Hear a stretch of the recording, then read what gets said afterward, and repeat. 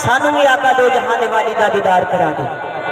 سادی حلیمہ فرمانیاں نے جاؤ چلیاں جاؤ، کیوں جے میرے نبی دی دین کی چاہت ہوتی نا تو میرے سونے نو چھڈ کے نہ ہوندیاں۔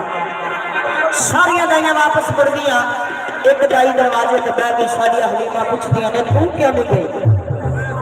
آکھیا سادی حلیمہ میں تیری دلیس تو اتنی دیر تک نہیں اٹھنا جتنی دیر آقا دو جہان والی دا دیدار نہ کرنا۔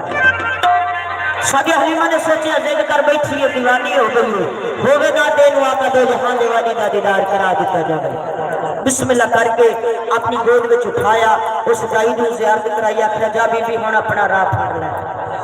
وہ دائی کہنے لگے سادی حلیمہ ٹر جاندی جے میں نبی نو نہ ویکھدی، ہن میں نبی ویکھ بیٹھی ہاں، رب دی قسم ہن جان جوگی نہیں رہی، ہن جنی دیر سونا تیرے گھر وچ تیرے بوے جیواں گی تیرے بوے مراں گی۔ سادی حلیمہ فرمانیاں نے ککھاں دی کلی ماڑی یا مسکین تو ایتھے رہ کے کی کریں گی؟